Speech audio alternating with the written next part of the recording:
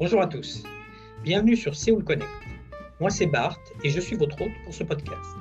Séoul Connect, c'est un podcast sur le business et l'entrepreneuriat en Corée. Nous rencontrons des entrepreneurs et des expatriés français ou francophones qui travaillent en Corée, notamment à Séoul, pour en savoir un peu plus sur leur parcours professionnel, leur expérience personnelle, leurs succès, leurs échecs, leurs impressions et leurs attentes au pays du matin calme. Allez, c'est parti!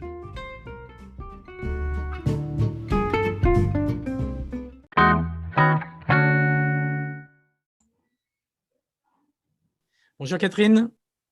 Bonjour Bart, merci de Merci. m'avoir invité. Écoute, merci de te rendre disponible pour cet épisode. Ce que je te propose, c'est de commencer par te présenter en quelques phrases. Oui, d'accord. Donc voilà, je m'appelle Catherine, je suis française, je vis en Corée depuis 2005, hein, donc un peu plus de 15 ans. Et puis je suis, pour résumer, entrepreneur, consultante et formatrice. Voilà. D'accord. Donc ton job actuel, c'est… Alors actuellement, je dirige une entreprise qui s'appelle Millennium Destination. C'est une entreprise de conseil et de formation en développement durable et marketing pour les secteurs de l'hôtellerie, du tourisme et des loisirs en général. Mais je travaille aussi beaucoup sur des aspects liés au style de vie, donc aussi cosmétiques, vin, qui est une passion. D'accord. C'est une entreprise qui a été montée quand? C'est une entreprise qui a été montée en 2016, donc une entreprise qu'on appelle Foreign Invested, donc en fait une entreprise à capitaux étrangers. Mhm. C'est une SARL, qu'on appelle une Yoshikesa. D'accord. Enfin, je ne sais pas si va, il y a plusieurs statuts d'entreprise, hein, donc voilà, ça c'est le nom de mon entreprise en coréen. D'accord. Et c'est combien de personnes aujourd'hui? Alors, c'est une micro-entreprise. Il y a une personne, c'est moi. Donc, c'est-à-dire qu'en fait, je travaille, au projet, au cas par cas. C'est-à-dire à chaque fois que j'ai un projet, je travaille avec des freelanceurs, ou des consultants. Mais, c'est aussi l'avantage de Millennium Destination, c'est que c'est une structure qui est très flexible et qui, permet justement d'appliquer des tarifs, je dirais pas beaucoup plus bas, hein, parce que bon, j'ai quand même de l'expérience, hein, mais, qui sont en tout cas, adaptés, à certaines situations comme par exemple, des startups, des entrepreneurs. Donc j'ai 2 approches, une approche effectivement, micro, entreprise, entrepreneur, start-up ou, ONG, entreprise, enfin organisation caritative et une approche beaucoup plus classique, avec, des structures beaucoup plus grandes. Voilà. D'accord. Et moi, je t'ai entendu donc interviewer un événement, enfin participer à un événement, la French Tech, je crois, avec une autre casquette hein, qui était Heroes, c'est ça? Mmh. Exactement. Alors, eRoast, en fait, a été développé au début comme une solution de Millennium Destination parce que, en fait, c'est quelque chose que je cherche à promouvoir à travers Millennium Destination. C'est surtout des solutions, répondre à des problèmes et pas uniquement l'aspect, je dirais, recommandation. J'ai envie d'une approche beaucoup plus pratique et opérationnelle. C'est pour ça que je développe des solutions. Donc, eRoast, en fait, c'est une solution qui répondait à beaucoup de problématiques dans le domaine du tourisme et notamment le tourisme durable. C'est le manque de marketing pour des petites structures justement d'hébergement ou des structures touristiques. Et puis aussi le manque de monitoring, alors ce qu'on peut traduire par surveillance. Donc voilà, très peu de visibilité sur les données, le manque de capacité technique. Donc, mon objectif, ce n'était pas de faire une nouvelle plateforme de réservation, mais plutôt une sorte de laboratoire, je dirais, où alors non seulement on crée des solutions aussi, on échange aussi des bonnes pratiques, mais aussi on travaille sur le marketing de ces structures. Donc, en fait, c'est aussi mettre les nouvelles technologies au service du tourisme durable. Alors, effectivement, je suis très, comment dirais-je, stricte hein, sur l'emploi de tourisme durable parce que, bon, effectivement, le tourisme durable, c'est un peu vaste, mais l'objectif de la plateforme Eros, c'est surtout d'optimiser, de maximiser les impacts positifs du tourisme, des expériences touristiques sur les communautés locales et sur leur environnement. Je ne dis même pas l'environnement, c'est vraiment l'environnement de ces communautés locales. C'est-à-dire replacer les communautés locales au centre de l'expérience touristique et ne pas les mettre justement comme des satellites ou éventuellement des bénéficiaires de ces expériences touristiques. Donc en fait, mon approche est centrée sur les autres avant tout, c'est-à-dire avant les voyageurs. D'accord, et donc concrètement, tu vas lister une série de ce que tu appelles des heroes, c'est-à-dire Mhm. des hosts. Est-ce que tu Oui. peux expliquer le concept justement derrière ce nom? Alors le concept, c'est en fait heroes signifie les hôtes sont des héros, hosts are heroes. Donc comme je l'ai dit, en fait, on cherche à mettre en valeur ces hôtes. Donc en fait, en France, on dit hôte, un peu une- comment dire, c'est un peu vague en France. On ne sait pas si les hôtes, ce sont ceux qui sont reçus ou ceux qui reçoivent. Alors là, dans ce cas-là, c'est vraiment les hosts version anglaise, ceux qui reçoivent. Donc, je pars du principe que ceux qui reçoivent, souvent, sont placés après ceux qui visitent.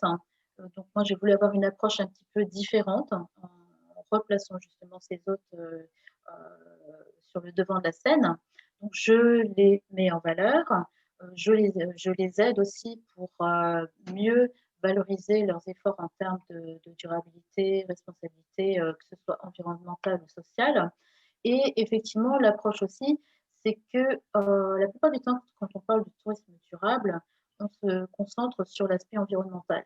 C'est l'eau, c'est l'énergie, c'est les déchets, qui est très important, hein, la biodiversité, et un peu Mmh. plus large échelle, le changement climatique.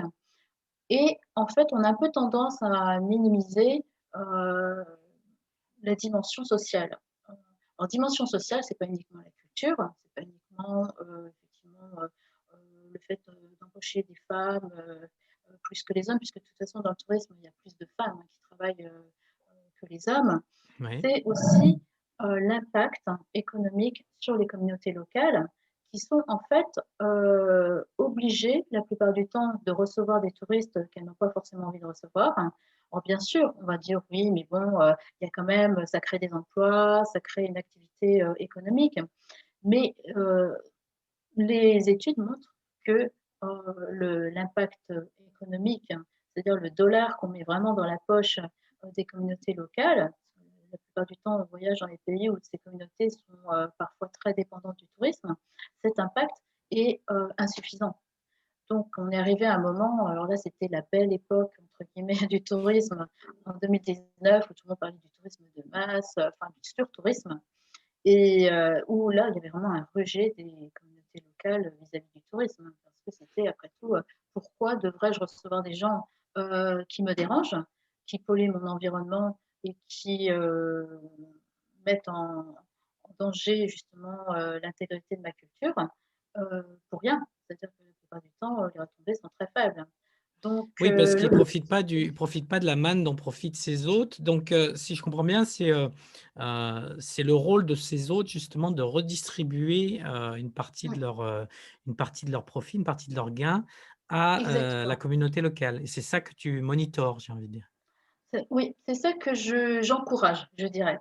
En fait, je ne suis pas là pour, pointer du doigt ou juger parce que c'est vrai que dans le domaine du développement durable, on a beaucoup de doigts qui sont pointés, beaucoup de critiques et finalement pas beaucoup d'actions. Là, je suis plutôt dans une optique positive, j'ai envie de les encourager, j'ai envie de leur dire: «Écoutez, premièrement, avoir, des stratégies de développement durable, ce sont des stratégies payantes et c'est aussi une façon de leur dire si vous le faites, nous allons vous recommander, nous allons vous mettre en valeur. Parce qu'en fait, Voilà. Eros, en fait, cette plateforme, ça a été développé comme un guide de voyage, un peu de type TripAdvisor, pour ne pas citer de nom. Euh, donc, c'est un guide de voyage, c'est une boîte à outils, c'est une communauté, c'est un réseau. En fait, Eros, c'est un réseau où on met en contact des hôtes qui ont toute cette approche, enfin, pardon, tous, excuse-moi, cette approche justement de vouloir avoir un meilleur impact hein, et aussi d'être davantage engagé dans le tissu socio-économique local et puis de les aider dans leur marketing. parce que ce sont des gens qui sont souvent, qui font énormément de choses positives, parfois même sans le savoir, mais qui en même temps ne sont pas autant exposés que justement des autres qui passent par des plateformes de réservation et qui, la plupart du temps, sont obligés effectivement de sacrifier beaucoup de choses pour être sur ces plateformes de réservation. Ce n'est pas uniquement des sacrifices financiers. Donc, je dirais, ce sont des gens que j'ai envie, moi, ça a toujours été un peu mon approche Robin des Bois. C'est un peu, bah, voilà, aider ceux qui en ont le plus besoin sans avoir forcément tout de suite une approche euh, mercantile. Bien sûr que le tourisme, c'est du business, bien sûr que Oui. moi-même, mon entreprise, c'est du business, mais je ne veux pas que ce soit ça euh, qui dirige voilà, mes décisions, mes actions. Je veux avant tout toujours rester fidèle à mes principes justement d'aide à autrui et surtout de justice. Voilà. Je pense que si on donnait les mêmes outils à tout le monde, on parviendrait quand même à arriver à des situations beaucoup plus justes. Parce qu'en fait, c'est même pas la justice sociale ou l'égalité, c'est vraiment l'équité. C'est-à-dire en fait que chacun ait les mêmes outils, les mêmes ressources et puisse avoir les mêmes chances voilà, de s'épanouir et d'atteindre ses objectifs. Et justement, ces hôtes dont tu parles, ce sont principalement des hôtels, c'est ça? Est-ce qu'il y a aussi des hôtes individuels ou d'autres entités? Alors tout à fait. Quand on parle d'hôtes, ce sont des prestataires d'expériences touristiques. Donc ça veut dire, ça peut être des hébergements, ça peut être des activités comme des circuits, des marches, par exemple des cours de cuisine, etc. Donc là, on se rapproche un petit peu d'Airbnb Experience, parce que ça peut être également, bien sûr, être des individus, ça peut être des ONG, ça peut être des associations, ça peut être des agences de voyage aussi. Mais en fait, l'objectif, c'est de leur dire, Erost est une plateforme qui fait la promotion d'un tourisme durable et centré sur les communautés. Donc, pour être membre de Erost, il faut s'engager à euh, signer une charte de 10 points qui touche des aspects environnementaux, sociaux, économiques. Donc, ce n'est pas une charte, ce n'est pas un label ou une certification contraignante. C'est uniquement une première approche positive de je m'engage. Je suis conscient que j'ai des efforts à faire. Tout le monde en a. Hein. Je connais personne. Le tourisme durable n'existe pas, en tout cas dans la réalité. C'est un objectif, c'est une vision. En fait. Oui, oui. Ouais. Voilà, Donc, tu as mentionné oui, TripAdvisor et Airbnb, mais donc toi, tu ne proposes pas de réservation, hein, on n'achète pas, on ne réserve pas en ligne. Donc, quel est le business model? Comment est-ce que tu comptes gagner de l'argent? Ah, c'est une bonne question. C'est ce que me demande mon mari aussi. Mes investisseurs, non, je rigole. En fait, TripAdvisor, au début, a débuté justement avec de la publicité. Ouais. Donc, effectivement, on a la publicité parce qu'en fait, on ne fait pas uniquement la promotion d'expérience, on fait aussi la promotion de destination. Parce qu'on a un blog hein, sur la plateforme. Donc, c'est également ouvert aussi pour les destinations qui veulent se développer sous l'angle du développement durable. Oui, d'accord. D'ailleurs, pardon, excuse-moi, pour clarifier, c'est global, hein, c'est mondial. Tu couvres. C'est mondial. Voilà. Alors, à l'origine, Erost était davantage centré sur l'Asie du Sud-Est hein, et Japon-Corée, pour des questions aussi de localisation géographique, hein, Ouais, et ouais. aussi parce que on cherche à promouvoir, par exemple, beaucoup de séjours chez l'habitant, ce qu'on appelle les homestays en anglais, ou d'écologe, ou de tourisme communautaire, qui est en fait un tourisme, comme je le disais tout à l'heure, centré sur les communautés et la plupart du temps contrôlé et détenu par les communautés locales. Donc, l'Asie du Sud-Est était un territoire très intéressant. Ouais. Ensuite, Oui, pardon, pardon. alors parce que je t'avais coupé, mais je te coupe encore, alors désolé. Oui, coupe-moi, non, Parce mais que j'en autant que tu veux. revenais. Non, non, parce que j'en revenais à donc la question que je t'avais posée, et pour laquelle je t'ai coupé, donc c'est de ma faute, mea culpa. Oui, On parlait le business du model. business model et tu parlais des destinations, de certaines destinations qui veulent se promouvoir via la plateforme. Voilà, exactement. Alors, je pense à la Colombie, par exemple, qui a fait du tourisme durable une priorité nationale, mais Ouais, aussi la France, bien entendu, qui est ma patrie, hein. Mais il y a énormément de pays, par exemple le Portugal, euh, un peu partout dans le monde entier, beaucoup de pays se rendent compte qu'il y a un intérêt à se développer de façon durable. Parce que, en plus, ça, c'est aussi l'effet Covid.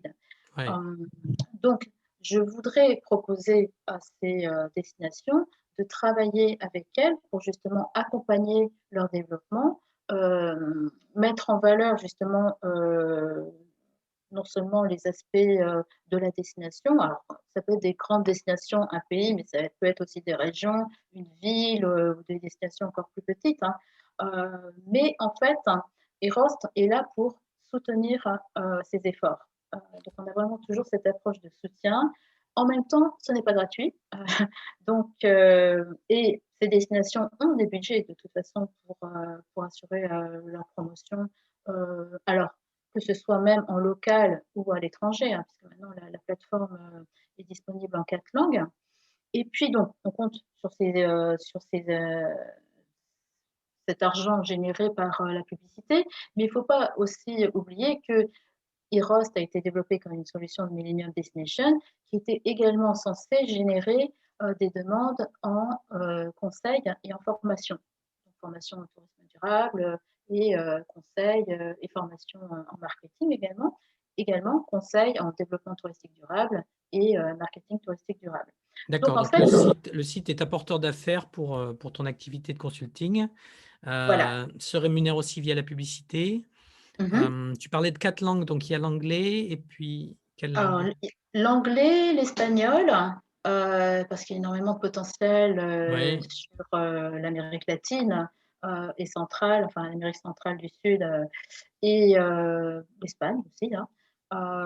Et puis, j'ai oublié, alors français, anglais, espagnol, coréen, bien sûr. Euh, et puis, qu'est-ce que je veux dire? Donc, en fait, à terme, il y aura aussi des abonnements, des adhésions, pardon. Les gens vont adhérer. Donc, ce sera une adhésion très faible. Je ne veux pas que ce soit quelque chose qui soit exclusif. Je veux vraiment, en fait, que la plateforme soit inclusive. Alors, tu parles peut-être des même autres, tu parles des autres des là, hein, autres. qui devront payer un abonnement. Pour l'instant, c'est gratuit pour les autres, c'est ça? Alors, il n'y a pas que, enfin, non, il n'y a pas que des prestataires, hein. Il peut y avoir aussi, comme je disais, des ONG, il peut y avoir aussi ce qu'on appelle les DMO, Destination Marketing Mhm. Organization. Et puis, les touristes aussi, enfin, les touristes, j'aime pas trop le mot, mais les voyageurs, les individus pourront aussi avoir possibilité de devenir membres euh, pour manifester leur soutien à Eros. Et peut-être aussi pour avoir des offres exclusives. Alors, j'enlève le mot exclusive, spéciale, en tant que membre. Parce que, en fait, moi, je pense que j'ai beaucoup travaillé dans des associations et je pense que ça n'a pas d'intérêt d'avoir des membres si on n'offre pas des services à ces membres, hein. Oui, L'objectif n'est pas de s'enrichir avec des adhésions, l'objectif c'est vraiment de créer une communauté et de leur apporter des services. Donc, des adhésions, puis ensuite, après, des formules, par exemple, ce qu'on appelle le featured, c'est-à-dire pendant un mois, un hôte va être mis en valeur, va arriver en haut pour les recherches, hein, parce qu'on là, on est vraiment dans l'univers de Search Engine Optimization. C'est ce que offre aussi la plateforme. En fait, remonter dans les résultats quand les gens recherchent des hébergements euh, écologiques, etc. Et oui, donc puis, une mise en avant payante, voilà, comme ça se fait sur certains, effectivement, voilà. annuaires ou moteurs de recherche, oui. Alors, je vais dire quelque chose qui va peut-être fâcher beaucoup de gens, mais en fait, de plus en plus, les gens, enfin les prestataires veulent, c'est même pas de plus en plus, c'est que bien entendu, les hôtels, les prestataires préfèrent des réservations directes, hein, des voyageurs sur leur Oui, propre site. C'est pas vraiment, c'est un mal nécessaire, hein, les plateformes de réservation, il faut le dire. Et puis, de plus en plus aussi, les voyageurs, dans ce contexte de Covid, veulent réserver directement auprès du prestataire, de l'hébergeur par exemple, parce qu'il y a davantage de sécurité, davantage de... ça peut être aussi sécurité au niveau, par exemple, des annulations, beaucoup de choses. En fait, on est vraiment dans un contexte d'incertitude. Donc, gérer ces relations directement avec le prestataire, c'est ce que veulent aussi de plus en plus les voyageurs. Donc, en fait, ce qu'on veut faire aussi via Eros, c'est encourager ces réservations directes. Euh, et c'est vraiment très, en toute sincérité, parce que ça fait partie aussi de notre vision et des objectifs qu'on s'est fixés. C'est justement maximiser aussi l'impact du tourisme sur ces prestataires. Donc, je dirais que ensuite, comme je l'ai dit tout à l'heure, on va proposer tout un tas de services. Par exemple, un formulaire de réservation, parce que certaines personnes n'ont pas forcément la possibilité de l'avoir. Mais bon, disons que pour l'instant, on travaille essentiellement avec des prestataires qui ont déjà un site internet, par exemple, parce que Oui, c'est plus facile. Mais aussi ensuite des mini-campagnes de promotion sur les réseaux sociaux, écrire des articles sur ces hôtes aussi, enfin des contenus hein, qu'on va créer pour justement comme service additionnel pour Eros. ok. Est-ce que tu as des chiffres aujourd'hui que tu peux partager sur, je ne sais pas, en termes de visiteurs, en termes de nombre d'hôtes, en termes d'activités ou pas? Bon, je peux les partager, mais c'est pas forcément super excitant. Non, là, je minimise les résultats de mes efforts. En fait, on a un peu plus de 200 hôtes, 200 hôtes maintenant. Tu as lancé quand déjà? Je me souviens plus si tu Alors, l'as ça a dit ou été pas. lancé très, très récemment. Hein. Oui, voilà. La plateforme a été mise en ligne en septembre Oui, l'année dernière, donc c'est quand même assez récent. Et ensuite, après, j'ai identifié des hôtes, je me suis chargée de les identifier en ligne, de les rentrer. Donc, on a une très grosse liste d'hôtes qui attendent. Pour l'instant, en fait, ce ne sont pas eux qui viennent directement sur la plateforme, parce que l'objectif, c'est déjà d'avoir un volume minimum d'hôtes sur la plateforme, de les contacter ensuite, parce qu'on n'est pas non plus des sauvages, de leur dire bon, écoutez, on vous a mis sur la plateforme, c'est uniquement pour votre intérêt. Si vous voulez partir, vous êtes libre. Si vous voulez rester, bien, écoutez, rejoignez nous comme membres. Et puis ensuite, on travaillera ensemble pour maximiser voilà, les bénéfices qu'on peut vous apporter. oui, Donc, voilà, c'est sachant que pour pas, l'instant, c'est gratuit en plus pour l'instant. Donc, voilà. ouais. Et donc, tu disais 200 hôtes, ouais, d'accord. Et on a en moyenne, je dirais, une douzaine de visites par jour. Et c'est très Mhm. intéressant, c'est que c'est très international. Il y en a un peu Ouais. partout. Les États-Unis, la France, la Croatie, parce qu'on a fait des opérations avec l'ambassade de Croatie en Corée. Euh, enfin, bon, voilà, la Colombie, bien entendu, parce qu'on a rentré beaucoup d'hôtes en Colombie. Euh, donc, c'est très vaste. Enfin, bon, la Corée, bien entendu, le Japon, donc ça couvre tous les continents, l'Australie. Je crois qu'il y a aussi un intérêt vis-à-vis des roasts en tant que, je dirais presque exercice de style. C'est-à-dire que les gens se demandent, mais c'est quoi cette plateforme? Ça ressemble pas vraiment à ce qu'on a l'habitude de voir. Pareil, on a voulu utiliser. Alors quand je dis on, c'est qu'il y a eu à l'origine 4 cofondateurs qui malheureusement n'ont pas pu continuer dans l'aventure parce que bon, surtout dans ce contexte très difficile, l'une a dû rester en France, l'autre au Japon et un en Corée, mais qui a beaucoup de travail en ce moment. Donc, c'est très difficile de se consacrer sur un projet qui ne génère pas de revenus. Hein. Donc, ça, je peux le comprendre. Oui, et qui souffre forcément un petit peu de la crise de la Covid actuelle, même si c'est vrai que c'est un projet très récent, donc qui n'est pas forcément impacté énormément, puisque vous êtes encore en phase de développement. Voilà. Mais c'est vrai que oui, ça oblige les gens à se recentrer peut-être sur d'autres activités plus rémunératrices. Voilà. Moi, j'ai la chance Ouais. d'avoir beaucoup de temps, du coup, parce que grâce à notre ami Covid, en fait, tous mes projets ont été annulés ou reportés, donc en tout cas en 2020.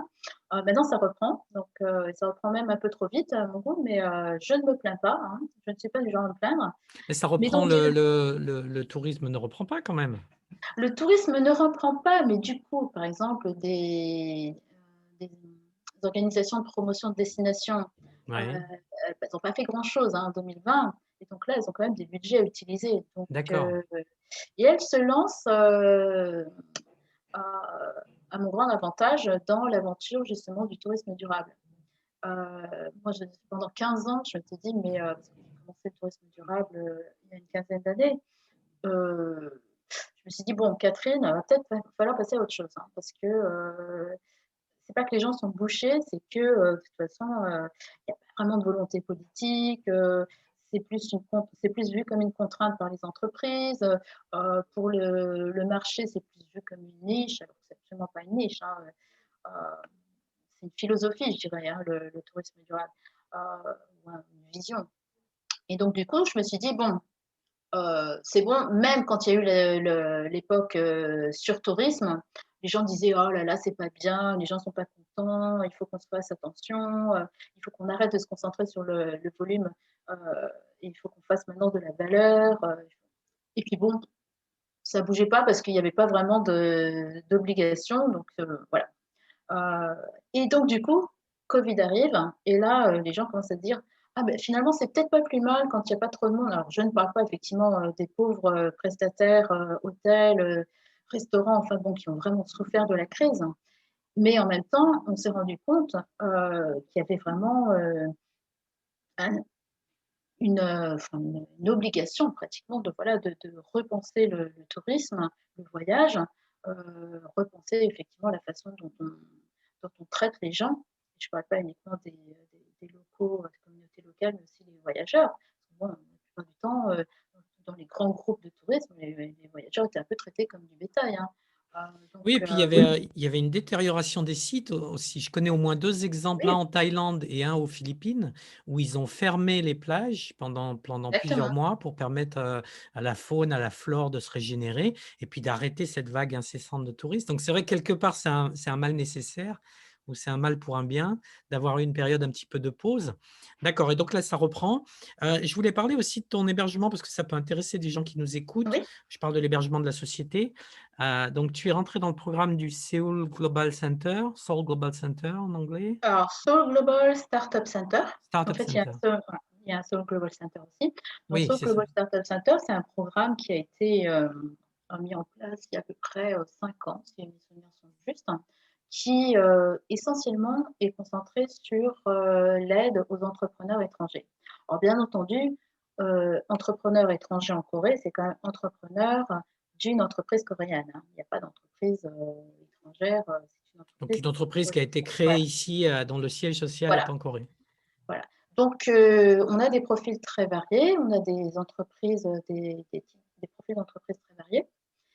Et puis, c'est un programme qui est très intéressant quand même parce qu'on est hébergé euh, gratuitement. Donc, On a physiquement, des, voilà, dans un immeuble qui est vers Yongsan Station, hein, c'est ça? voilà. Alors, ça, c'est le côté positif de la chose. Donc, avec du mentoring, avec beaucoup d'activités. Maintenant, le building va être en rénovation, donc on est tous chassés du building. Euh, Fin juillet, tout le monde doit partir. Et si les gens le souhaitent, ils vont pouvoir pendant 1 an être hébergés dans un coworking space. Parce que là, on a quand même des bureaux individuels, hein, pour la plupart. Même si on le partage avec quelques entreprises, c'est pas le total open space. D'accord. Donc, toi, ils ont accepté tu as candidaté, hein, c'est ça? Tu as proposé Voilà, ta candidature? l'un de des cofondateurs a fait une candidature parce qu'à cette époque-là, j'avais dû retourner en France et la candidature a été acceptée, mais Eros n'existait pas en tant qu'entreprise à cette époque. Et donc, une fois que la candidature a été acceptée, sur le Global Startup Center m'a dit bon ben Catherine, maintenant il faut monter l'entreprise. Et Et là, j'ai dit, concrètement, excuse-moi, concrètement, vraiment pour bien comprendre, hein, parce que c'est quelque oui, chose que moi je connais pas et peut-être d'autres gens ne connaissent pas non plus. Tu vas sur un site web, tu remplis un formulaire en anglais. Comment ça se passe concrètement une oui. candidature pour ça? Alors en fait, c'est une candidature qui est mise en ligne, que tu fais en ligne à travers une plateforme. Donc, tu remplis des informations sur toi, sur ton business plan, Donc en sur anglais, tu peux le faire en anglais, en hein? anglais. Ah Ouais. oui, bien sûr. Oui, non, parce que si c'était qu'en coréen, alors ça pourrait arriver, hein. Je Oui. demande, oui, oui.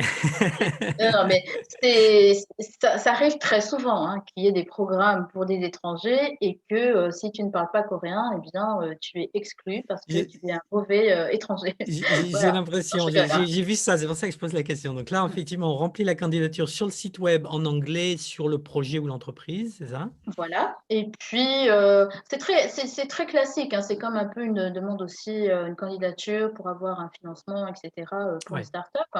Donc c'est très classique et puis c'est très, heu je dirais c'est le processus, en tout cas au bout de 5 ans, est très rapide, voilà. Mais ils ont des Et badges? Excuse-moi, j'ai beaucoup de oui, questions, mais parce que ouais, oui, oui, c'est ça. ils Alors ont des badges ou c'est tu postules et puis voilà, s'il y a un bureau de libre, ils te prennent ou c'est des périodes spécifiques? non, ce sont des batchs, donc il y a Ouais, des places qui sont, disponibles, par batch. Hem, donc là, c'était, en 2020 le 5e batch, donc enfin 2020-2021 et après c'est très, voilà, on signe un contrat, hein, avec la ville de Séoul, une fois qu'on est accepté. Hem Et puis, eh bien, on rentre après dans les bureaux, et finalement, on devient, voilà, ce qu'on appelle un résident. Donc, donc gratuitement, ils te donnent pas d'ordinateur, j'imagine c'est toi qui amènes tout ton matériel, il y a ordinateur, pas téléphone d'ordinateur. et Par cetera? contre, on peut, faire on a une machine pour, photocopie, fax.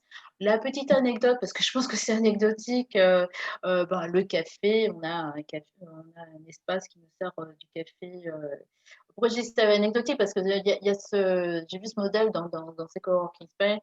Avant, il y avait de la bière, il n'y a plus. Hem, en tout cas, j'ai jamais bu de bière dans ce centre. Bon, il y a pas de baby-foot non plus, hein, mais bon, il y avait des services, pour faire du ping-pong. Donc voilà, il y a tous ces petits aspects qui font qu'effectivement, c'est bien pour le réseau, c'est bien aussi pour, souffler un peu parce que c'est parfois, c'est même souvent, voire tout le temps, heu, assez stressant, hein, d'être entrepreneur, Ouais, faut pas se le cacher, hein. c'est sûr, ouais et juste pour terminer sur les conditions, est-ce qu'il y a des engagements ou est-ce qu'ils prennent des parts de l'entreprise? Est-ce que de ton côté, il y a des il y a un engagement Non, quelconque? il y a pas d'equity, il y a pas de on ne s'engage pas du tout à donner une part, de l'entreprise. En Ou revanche oui, vas-y. En revanche, enfin, il y a pas d'engagement financier. En revanche, il y a des engagements, bah, de participer aux événements, et surtout d'être présent dans les bureaux un minimum, parce que c'est vrai qu'on n'a pas l'intérêt de donner un bureau à quelqu'un qui n'y est jamais, hein. Oui. Alors l'avantage, c'est vrai que ça donne une adresse, hein, donc c'est pour beaucoup d'entreprises très important d'avoir cette adresse. Ensuite, moi personnellement, effectivement, je n'ai pas trouvé ça contraignant, mais c'est vrai que, pour certaines entreprises, ça peut être contraignant de devoir venir tous les jours. Alors c'est pas tous les jours, hein. Quand on est par exemple le CEO de l'entreprise, on peut venir, d'après mes souvenirs, uniquement 3 fois par semaine ou peut-être moins. Mais, D'accord, mais il y a un voilà. quota et puis comment ça se passe? Mmh. Il faut pointer ou alors ils checkent avec Il la faut carte pointer, d'entrée? Ah oui, il il faut faut pointer. pointer. Ils enregistrent notre, empreinte digitale, donc il faut pointer. En plus avec cette situation de Covid, on est également obligé à chaque fois qu'on vient, bah, de donner son nom, de signer, et de prendre sa température. Enfin, ça c'est le minimum, Mais ça, j'allais dire c'est ouais, ça, syndical. c'est pour la Covid. Mais donc avec son l'empreinte digitale sert à ouvrir la porte ou c'est vraiment juste pour, Faire ouvrir la porte, donc qui est ouais. souvent déjà ouverte, hein, mais faut quand même, mettre son empreinte Oui, digitale. voilà. Et puis, on a aussi des rapports mensuels à faire, en expliquant, bah, voilà ce qu'on a fait, l'argent qu'on a généré et cetera. Alors eux, par exemple, ce qu'il faut mentionner aussi qui est très important, c'est qu'ils donnent de l'argent. C'est-à-dire qu'on a, droit à ce qu'on appelle un seed money, quand on est nouveau, de 8 500 000 won. Donc toute nouvelle entreprise qui est acceptée reçoit en plus des locaux, 8 500 000 won. Voilà, donc c'est de l'argent qu'on utilise pour du marketing digital, pour du développement web ou de plateforme, enfin, de la technologie. Ça peut être aussi comment on dit ça, des objets promotionnels. Donc il y a beaucoup, il y a plusieurs catégories qui permettent effectivement d'utiliser cet argent. C'est pas de l'argent qu'on va mettre sur votre compte en banque, sur ton compte et que tu vas utiliser librement. Parce qu'il Ah faut d'accord, à chaque fois, voilà, c'est un crédit qui va être voilà, libéré sur justification sur des voilà, canaux déterminés. D'accord, voilà. d'accord, mais c'est Donc intéressant. faut que tu fasses une demande de financement avec effectivement le contrat, l'entreprise que tu as choisie, et puis bon, voilà ce que tu comptes faire avec l'argent. Et si c'est accepté, ensuite après, il faudra faire également un rapport pour que l'argent soit payé. Alors l'argent est payé directement par la ville de Séoul. Jusqu'à un maximum de 8 500 000 Voilà, won, c'est ça. voilà. D'accord. Et qu'est-ce que je voulais dire? Bah, ça y est, j'ai oublié. Oui, on signe le contrat, et en fait, on signe le contrat pendant combien de temps? Est-ce Alors, qu'il y a une c'est durée un ou pas? contrat de oui, c'est un contrat d'1 an. Là, par exemple, mon contrat se finit, fin avril, mais il va y avoir une extension puisque le centre, n'est pas maintenu. Il va y avoir une extension jusqu'à, juillet, mi-juillet, pour les gens qui le souhaitent. Ensuite, après, voilà, comme je l'ai dit, les gens qui souhaitent, encore une année, vont bouger à la fin du mois d'avril pour aller dans un coworking space, s'ils sont acceptés. Et techniquement, on peut renouveler tous les ans ou il y a une limite de… Techniquement, on peut renouveler tous les ans. Là, le gros point d'interrogation, c'est va-t-il y avoir le programme va-t-il survivre en fait? Ah, c'est pas sûr. Les rénovations, c'est pas. Voilà. J'avais cru comprendre que c'était la rénovation du building. Non, c'est pas exactement ça. Si, si. Alors en fait, je ne sais pas si on peut le dire, mais en fait, beaucoup de résidents sont un petit peu, voire très fâchés parce qu'effectivement, cette rénovation de building, ça vient un petit peu comme un cheveu dans la soupe. On ne sait pas du tout, enfin, on nous a prévenus très tard et beaucoup de gens vont se retrouver bah, à la rue, en fait, sans adresse. Et donc, les gens sont très, voilà, le mot n'est pas trop fort, ils sont choqués. Euh, Parce qu'effectivement, beaucoup comptaient sur le fait qu'ils allaient être renouvelés et ce n'est pas le cas. Moi, je suis un peu moins choquée parce que bon, j'ai un peu quand même monté Rost à l'arrache. Dans la mesure où je leur ai dit, mais écoutez, j'ai déjà une entreprise, donc pourquoi je vais monter une deuxième entreprise? Ils me dit, mais si, si, si. J'ai dit, bah écoutez, c'est compliqué. C'est pas que c'était même pas compliqué, c'est que bon, je n'étais pas trop motivée pour monter une nouvelle entreprise. Et puis finalement, là, tu vas me dire, mais dans ce cas-là, Catherine, pourquoi tu as fait la candidature? Parce que j'y croyais pas vraiment au début, mais Non, puis bon. tu m'as dit, c'est pas toi qui l'as faite, si j'ai bien Voilà, compris. Donc, exactement. J'y suis allée un peu d'accord. à reculons. J'ai dit, écoute, vas-y, fais-le. On verra bien ce que Ouais. ça donne. Oui, mais toi, tu es toute seule aussi. Donc, c'est vrai que tu peux Ouais, aussi travailler de chez toi ou c'est peut-être plus flexible, effectivement, que des sociétés qui ont exactement. J'ai plusieurs pas du tout personnes. besoin Enfin, si, j'ai quand même besoin de bureau. Enfin, dans les faits, j'ai déjà un bureau qui est chez moi. Ouais. J'utilise, mais disons que mon bureau officiel est à la chambre de commerce, hein. Je suis hébergée normalement par la chambre de commerce.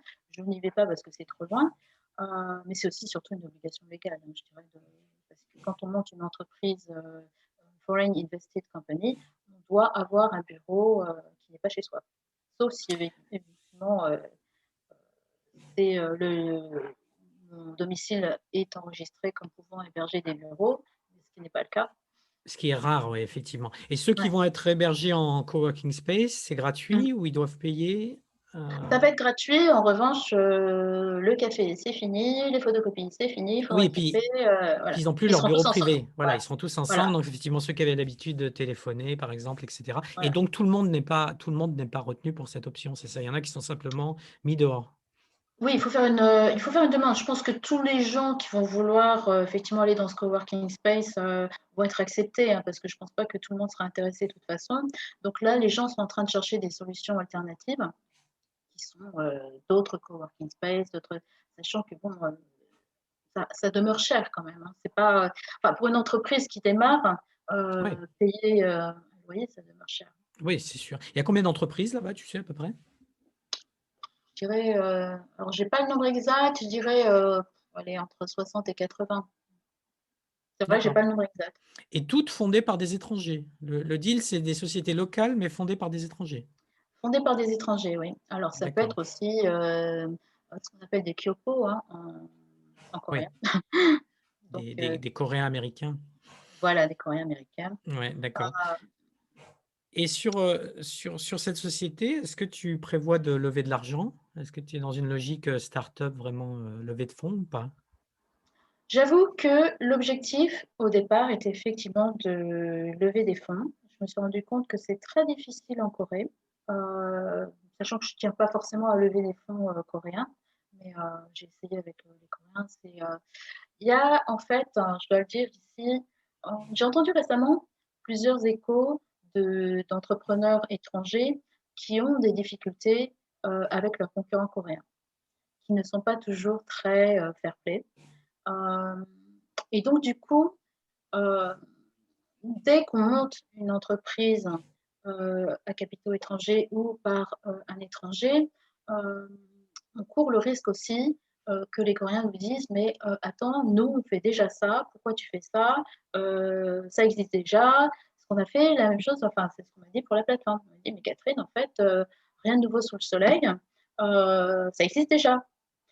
Je dis: «Mais non, en fait, ça n'existe pas déjà parce que, Erost est international, Erost est centré sur, le tourisme durable, éco-friendly et tout un tas de choses. Voilà, Erost est centré sur l'aspect, d'impact social surtout, et aussi environnemental, donc c'est différent». Et là, la réponse était: «Bon, si c'est différent, pourquoi ta plateforme, elle est pas en coréen?» Et j'ai envie de leur expliquer parce qu'elle n'est pas dédiée uniquement au marché coréen. Donc après, je me suis dit, Catherine, euh, c'est un pain point pour des Coréens. Donc, traduis ta plateforme et comme ça, tout le monde sera content. Donc, bon, ça ne veut pas dire que tout le monde est content et va me donner de l'argent, mais je me rends compte que c'est effectivement, il y a davantage d'intérêt maintenant de la part de mes interlocuteurs coréens vis-à-vis des ROS. Même si au début, ils trouvaient ça super, euh, voilà, j'arrive pas à lire moi je viens du marketing en fait, hein. J'ai fait Ouais. des études, supérieures de commerce, avec une, spécialisation marketing. Donc ce que j'aime dans le marketing, c'est l'empathie, c'est-à-dire essayer de se mettre à la place des gens et penser comme eux, essayer de penser comme eux et ne pas essayer de voilà, à chaque fois d'imposer son point de vue, ses perspectives et cetera. Donc je comprends tout à fait, les réactions du marché coréen. Hem Le fait que moi aussi, quand je vois, un texte en coréen, de toute façon, je n'y fais pas attention. Donc je comprends que, hem, du point de vue instinctif, ils n'aient pas envie de lire de l'anglais, pour la plupart. Donc heu, donc voilà, le langage est important et je ne sais pas si j'ai répondu à ta question, du coup? Donc tu as fait le site en co tu m'as dit que c'était difficile de lever de l'argent avec les VC locaux. Donc si j'ai bien compris, c'est parce que le site n'était pas en coréen. Maintenant que le site est en coréen, peut-être tu vas avoir des contacts et surtout, est-ce que tu t'intéresses aussi aux investisseurs étrangers? Est-ce qu'il y en a? Est-ce que Bien tu les as sûr, identifiés? bien sûr. Moi, je m'intéresse essentiellement aux investisseurs, à impact. Heu, c'est un type d'investissement, qui se développe de plus en plus, parce qu'effectivement Erost, est une entreprise à impact. C'est-à-dire, c'est vraiment notre, ADN, effectivement, justement d'avoir un impact, social positif. Donc je m'intéresse à ces investisseurs. J'ai déjà fait plusieurs candidatures, mais le projet n'était pas encore abouti. Donc c'était trop tôt et effectivement moi-même avec du recul, je me suis dit: «Mais bon, comment, comment je peux me rendre séduisante, avec ce genre de». heu, il y avait pas la plateforme n'existait pas encore, Oui. donc c'était uniquement, une idée. Voilà, j'étais dans le ID, stage. En Corée, ce qu'il faut rajouter aussi, c'est que, la Corée ne croit pas vraiment au tourisme durable. C'est pas son truc, hein. Quand on cherche des hébergements, écologiques, des hébergements respectueux de l'environnement, j'ai essayé d'en trouver, en Corée, j'en ai pas trouvé beaucoup. Donc du coup, je me suis rabattue sur, les séjours en temple, qui pour moi sont des expériences, écologiques, et les, séjours en hanok. Parce que, de par, leur système, leur architecture, leur façon de fonctionner, les HANOC peuvent être considérés comme des hébergements écologiques. Même si, quand on a plein de plastique à l'intérieur, c'est pas forcément bien non plus. Parce qu'il suffit pas d'avoir l'extérieur écologique, il faut aussi avoir l'exploitation de cet hébergement qui doit aussi être dictée par des principes de tourisme durable. Donc voilà, beaucoup de barrières en Corée pour les investissements, même si à un moment, un investisseur nous avait contacté pour effectivement nous donner beaucoup d'argent, mais cet argent devait essentiellement servir à payer un développeur qui était un de ses amis. Donc, on n'avait pas trop envie voilà, d'arriver dans cette situation.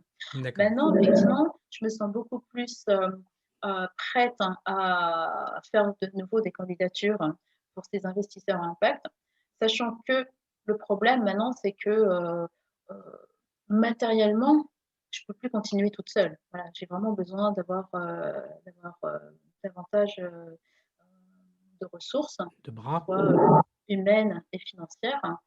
Et puis, d'un autre côté, je ne me mets pas de pression là-dessus, parce que je ne veux pas non plus que Eros devienne mon cauchemar permanent. Oui. J'ai envie de garder ma passion, j'ai envie de garder. Donc, pour l'instant, Eros, c'est plus, je dirais, un exercice de style. Je dirais, c'est en fait pratiquement une forme de méditation pour moi. Je rentre des autres, ça me fait voyager. Je réfléchis sur de nouvelles fonctionnalités. Ça m'a permis vraiment d'actualiser mes connaissances dans tout ce qui est marketing digital, SEO, etc. De lire énormément de littérature justement sur le marketing digital pour l'hôtellerie et le tourisme. Parce que bon, bah, j'ai quand même 50 ans, plus de 50 ans, et il y a un moment où effectivement je ramais un petit peu, parce que ça n'arrête pas de changer. Donc là, ça m'a Oui. permis vraiment de j'ai fait également une formation, euh, un MOOC, Ticket for Change, qui est en fait un MOOC spécialisé dans l'entrepreneuriat justement à impact. Et donc c'est fait par Ticket for Change HEC. C'est un MOOC qui m'a aussi permis de revoir tous les aspects, ou même de découvrir aussi des aspects d'entrepreneuriat social, mais version 4.0. D'accord. C'est-à-dire, Et donc, c'est un terrain de jeu, c'est un peu un terrain voilà, d'expérimentation c'est et pas exactement ça. forcément un projet dans lequel tu veux t'investir corps et âme en tant que start-upper, start-up founder. D'accord, Non, non. Et très bien. d'ailleurs, en fait, là, c'est quelque chose aussi qui, j'ai l'impression, parce que j'ai eu 9 vies en Corée, comme les chats, j'en ai même eu plus, en tout cas 9 vies professionnelles. Là, c'est curieux parce que j'ai commencé dans le domaine du vin en Corée, et là, j'y retourne parce que maintenant, mon objectif, c'est vraiment de promouvoir l'œnotourisme, le tourisme vinicole, viticole, de façon écologique. Et en fait, de rentrer ces expériences sur Eros. J'ai fait récemment pour des projets vins. Et moi, je suis très synergie, donc j'ai envie effectivement de créer un univers vin sur Eros. Ça me D'accord. permettra effectivement de revenir à mes vieilles amours. Très bien. Ben justement, puisque tu parles, oui, effectivement, de tes 9 vies, si on revient en arrière sur ton parcours et ton expérience, déjà, d'où viens-tu et qu'est-ce qui t'a amené en Corée? Alors, d'où viens-je? Ça, c'est Oui. une question métaphysique. Non, plus, Géographiquement. voilà, plus terre à terre, je dirais, je viens de région parisienne. Donc, je suis née à Saint-Germain-en-Laye. Donc, c'est la même ville de naissance que Louis XIV, j'aime bien le dire. Oui, pas très loin de Versailles. Voilà. Et donc, en fait, bon, j'ai vécu en région parisienne pendant très longtemps, hein, que ce soit Le Pec, Carrière-sur-Seine, Rueil-Malmaison euh, et autres. Et donc, du coup, voilà, banlieusarde. Et qu'est-ce qui t'a fait passer du 78 donc à la Corée? Alors, en fait, déjà, j'ai beaucoup voyagé dans une première partie de ma carrière professionnelle. J'ai travaillé pour une filiale de la Lyonnaise des Eaux qui faisait du conseil et de l'assistance technique dans les pays en voie de développement. pour la gestion de compagnies d'eau, assainissement, énergie. Donc j'ai beaucoup voyagé en Amérique latine et en Afrique et donc j'ai toujours eu cette mission, de contribuer, au développement, voilà, de ces pays. Donc ça m'a vraiment passionnée et j'ai entre-temps, au bout je vais dire, 8-9 ans, j'ai rencontré mon mari parce que j'ai commencé à arrêter de voyager parce que, la Lyonnaise des Eaux voulait, se recentrer sur, l'Europe et la Chine. Donc on oublie les pays en voie de développement. Donc là, j'étais quand même en phase déjà un peu de transition, beaucoup moins nomade. Donc je me suis dit: «Maintenant tu as le temps, de fréquenter», comme dirait ma mère et donc j'ai rencontré mon mari, qui lui, habitait à Paris et donc très rapidement, je suis devenue parisienne et donc j'ai, il faut que je le précise, des origines asiatiques, assez lointaines, mais quand même encore très présentes. C'est-à-dire que mes 4 arrière-grand-mères étaient vietnamiennes et mes 4 arrière-grands-pères étaient français. Donc voilà, c'est l'Indochine, mes arrière-grands-parents se sont rencontrés, au Vietnam, c'était pas le Vietnam à l'époque, mais et donc voilà, français de l'étranger. Donc du coup, mes grands-parents, heu, sont tous nés, en Indochine et avaient une culture française et il y avait aussi, une nationalité française. Mes parents également sont nés en Indochine et sont revenus quand ils étaient, plus jeunes, enfin pas plus jeunes, enfin un peu plus tard, en France. C'est vraiment un retour en France parce qu'effectivement la France était leur patrie et Oui. donc du coup, moi je nais en France et je baigne un petit peu dans cette ambiance, eurasienne et je décide de dire que, ça ne m'intéresse pas. Moi, ce qui m'intéresse, c'est l'Amérique latine, donc je vais pas dire que c'est un rejet, mais enfin bon, j'avais vraiment un manque d'intérêt pour, l'Asie, assez flagrant et quand je rencontre mon mari qui était passionné par l'Asie, il me dit: «Ah bah Catherine, on va en Asie».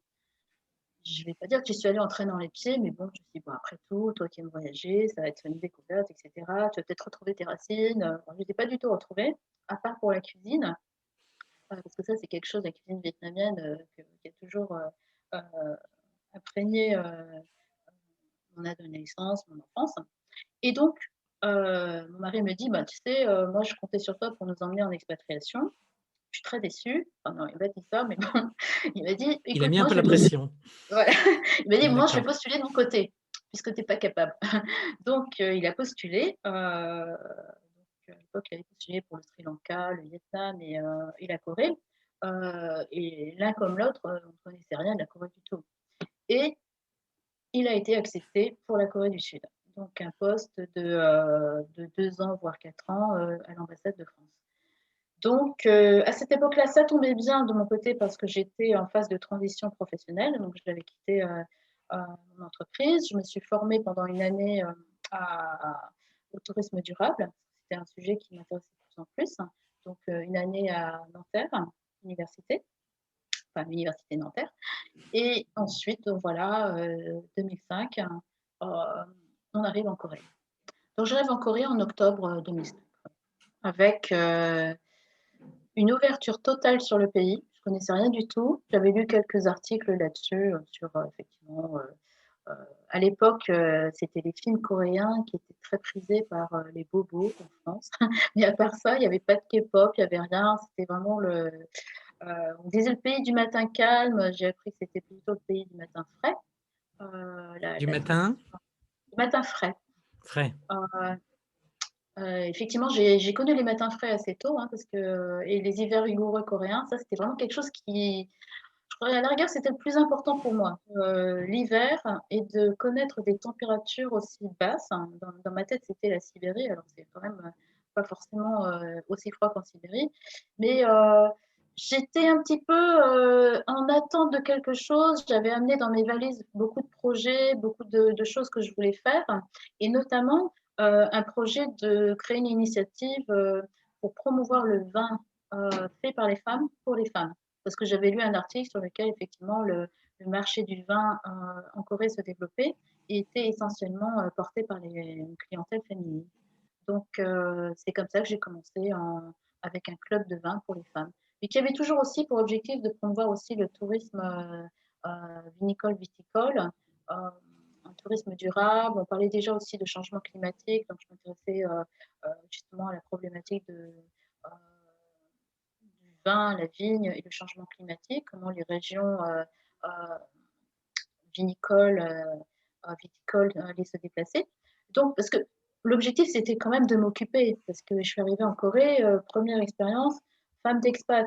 Oui, Et femme d'expat, c'est quand même pas, certains le diront, bon, c'est une forme de euh, ça peut être un métier, hein, mais j'étais pas du tout prête à occuper enfin, à exercer ce métier. Donc, je me suis dit, Catherine, tu arrives avec ton expérience dans l'eau et l'assainissement, expérience internationale, tu arrives avec ton expérience tourisme durable, qu'est-ce que tu peux faire avec?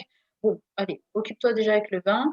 Et donc, j'ai monté un club qui s'appelle encore, mais qui n'est plus euh, fonctionnel, Wine and Women Korea. Donc, ça m'a amené aussi à faire la promotion de productrices françaises qui sont venues en Corée, d'organiser des événements. Donc, moi, c'est quelque chose que j'ai toujours aimé faire, organiser des événements et aussi faire du networking et aussi faire du business development. Donc là, j'étais très contente. Donc je faisais un petit peu, voilà, j'ai été un petit peu comme dans un laboratoire, pareil. Je contactais des gens, j'allais sur les réseaux. Bon, Internet n'était pas encore, il n'y avait pas les réseaux sociaux non plus. Hein. Facebook, ça n'existait pas. oui. J'étais pas sur LinkedIn non plus. Et donc, du coup, j'ai commencé à écrire, bon, ben, voilà, la phase un petit peu classique, écrire un petit peu tous les gens dans l'annuaire de la chambre de commerce qui pouvaient m'être utiles. Et puis, je fais une recherche sur Internet, tourisme durable, Corée, en me disant, tu ne vas rien trouver de toute façon, mais fais-le quand même. Et je tombe sur la fondation STEP. Donc, STEP, qui veut dire Sustainable Tourism for Eliminating Poverty. Et donc, cette fondation venait à peine de se créer en Corée. Et cette fondation était dédiée à l'aide au développement à travers le tourisme. Donc là, je me suis dit, Catherine, ça ne pouvait pas mieux tomber. Ça, c'est beaucoup de choses qui arrivent dans ma vie comme ça. Donc, je me suis dit, bon, on va les contacter. Donc, je les contacte, je tombe sur un Américain, heureusement. Bon, de toute façon, c'était une fondation internationale, donc il y avait une forte chance qu'il parle anglais. Et donc, l'Américain me dit, David Mason, pour ne pas le citer, me dit, Catherine, écoute, la directrice de la fondation, elle adore ton CV, elle veut absolument te voir. Donc, je la vois, mais après, elle me dit, bon, c'est trop tôt, Catherine, parce que en fait, c'était une fondation montée à l'initiative de l'Organisation mondiale du tourisme. Donc, elle me dit, voilà, c'est trop tôt parce que la fondation va être officiellement déclarée à l'Assemblée générale de l'OMT en décembre 2005. Donc, le temps qu'on monte ensuite la fondation, etc., on ne peut pas vous embaucher. Occupez-vous. Donc, je m'occupe avec mon, mon club de vin et qui était géré avec la Fondation Europe-Corée à l'époque, de la Chambre de commerce européenne Europe Korea Foundation. Et donc, je me sens un peu frustrée parce que justement, ça commençait à ressembler de plus en plus à. Je commençais de plus en plus à m'installer dans un rôle qui ne me convenait pas, de femme d'expat qui s'occupe un peu voilà, en divertissant les autres. J'avais besoin de quelque chose d'un peu plus challenging. Donc, j'ai contacté le Novotel de Gangnam, le directeur général du Novotel, en lui disant, écoute, j'ai vraiment besoin d'une expérience parce qu'à l'époque, je me voyais déjà passer du vin, de l'eau au vin, en me disant, bah voilà, maintenant tu vas travailler dans le vin. Et j'avais besoin d'une expérience en hôtellerie, restauration, enfin voilà, pour pouvoir être un peu plus crédible justement par rapport aux producteurs D'accord. et aux autres acteurs du marché du vin. Donc, j'ai travaillé pendant 1 an comme responsable marketing du département Food and Beverage, qui était un petit peu un poste créé sur mesure, parce que du coup, je m'occupais aussi d'organiser des événements pour les différents restaurants de l'hôtel Novotel. Et puis, ça me passionnait aussi, donc je continuais également Wine and Women Korea à travers cette activité. Mais pourquoi je les avais contactés aussi, c'est que le groupe Accor avait une politique de développement durable qui vraiment m'intéressait beaucoup. Donc, mon objectif, c'était aussi de participer activement à cette politique. Parce que je ne perdais pas de vue quand même euh, ma casquette tourisme durable. C'est une Et pierre donc, deux du coups. coup, voilà. Et donc, du coup, je me retrouve à Novotel en me disant à développer des partenariats. Et je me dis, bon, Catherine, recontacte la fondation. Donc, je recontacte la fondation STEP. Je leur dis, bon, écoutez, maintenant, je travaille chez Novotel. Est-ce qu'on ne peut pas faire des partenariats, des événements ensemble? Et la directrice me dit, non, ça ne m'intéresse pas. Donc, j'ai dit, bon, d'accord. Elle me dit, je veux vous embaucher. Donc, je quitte le Novotel après un peu plus d'un an et je travaille, je rentre dans la fondation en mai 2008. Et j'y suis restée jusqu'à fin 2013. Donc, ton rôle, c'était au sein de la fondation, c'était quoi ton rôle? Au sein de la fondation, c'était un peu, alors c'était une petite fondation, hein, donc je faisais un peu de tout. Alors, ce qui les intéressait, c'est que je parlais espagnol et français. Donc, l'espagnol est ma première langue étrangère avant l'anglais. Et puis aussi organiser des événements, organiser des conférences, des séminaires, des ateliers, faire des partenariats. J'étais directrice des projets internationaux. Enfin, il n'y avait que des projets internationaux pratiquement, mais on avait aussi des projets en Corée. Donc, je gérais tous les projets qui avaient été financés par la Fondation dans le cadre justement de l'initiative STEP. Mais on avait aussi d'autres activités pour promouvoir les objectifs du millénaire pour le développement, qui sont devenus les objectifs de développement durable. On faisait beaucoup de formations, de capacity building. On invitait des stagiaires venus du monde entier pour être formés en Corée. Donc, je gérais tous ces programmes. Bon, pas toute seule, hein, évidemment, il y avait une Ouais, équipe. Mais d'accord. en fait, on avait aussi des programmes d'installer des bibliothèques en Afrique, essentiellement, en Afrique subsaharienne. Donc, j'ai beaucoup voyagé aussi. Ça, c'était vraiment très bien, parce que c'est vraiment pourquoi je travaille dans le tourisme, c'est bien parce que j'aime voyager. Et je l'avoue, ce n'est pas bien de prendre l'avion, mais bon, j'aime voyager quand même. Euh, et donc, en fait, j'ai quand même eu un break pendant cette période, parce que travailler dans une entreprise, même internationale, même si c'est une fondation, donc là, en l'occurrence, c'est plus une organisation qu'une entreprise, euh, ça peut être aussi très, très, très usant. Donc, j'ai fait un break de quelques mois où j'ai travaillé pour un cabinet de recrutement. Je pensais à cette époque quitter la Corée parce que, bon, entre-temps, j'explique quand même que le contrat de mon mari était de 4 ans et qu'à la fin du contrat, il m'a dit, écoute Catherine, je me mets en disponibilité parce que bon, bah, tu aimes bien ton travail et puis moi j'aime bien la Corée aussi, donc restons un peu longtemps. Donc cette disponibilité a duré très longtemps finalement, jusqu'à ce qu'ils se mettent en retraite anticipée, mais pas par obligation, hein, bien au contraire. Hein. Et donc, du coup, c'est lui qui m'a suivi. Ensuite, à partir de 2009, hein, au fil de mes différentes activités professionnelles, donc, et différents visas, donc en tant que conjoint. Et puis, donc voilà, un petit break en 2010, hein, où j'ai quitté la fondation pour monter un blog et travailler également à temps partiel pour ce cabinet de recrutement. Ensuite, je me suis je suis revenue à la fondation. Fin 2013, j'ai décidé de me mettre à mon compte comme consultante indépendante, toujours en Okay. Corée. Et j'avais un visa qui me permettait effectivement de faire ce break, un Job Seeking Visa. Et je pensais déjà à monter une entreprise Millennium Destination. Donc, le blog Millennium Destination était devenu un réseau international et je me pensais en faire effectivement un cabinet de conseil. J'avais cette idée effectivement de monter une structure. Donc voilà, on se retrouve en 2016 où après avoir épuisé mes crédits de Job Seeking Visa, je dis à mon mari, bon écoute, qu'est-ce qu'on fait? Parce que là, voilà, soit je trouve un autre travail, mais là c'est compliqué, puis j'ai pas du tout envie de retourner dans une structure coréenne comme employée, soit on s'en va. Parce qu'en fait, j'ai ce côté aussi, psychologiquement, tous les ans, j'aime bien me dire, voilà, c'est la dernière année. Ça fait longtemps que ça dure, hein, mais bon. Donc j'ai dit, écoute, qu'est-ce qu'on fait? Il me dit, écoute Catherine, voilà, dernière possibilité, ben, monte ton entreprise en Corée. Je lui ai dit, bah, écoute, tu sais que monter une entreprise en Corée, c'est quand même 100 millions de won. Hein. Parce que c'était quand même passé de 30 millions au fil des années à 100 millions. Euh, pour décourager sûrement des gens qui voulaient monter des entreprises juste pour faire venir leur famille. Donc, je dis, bah, écoute, pourquoi pas. Donc voilà, en janvier 2016, non pas janvier 2016, en mars 2016, je monte Millennium Destination. Donc, avec les capitaux de mon époux, euh, qui ont été très bien utilisés, ce que je lui dis tout le temps.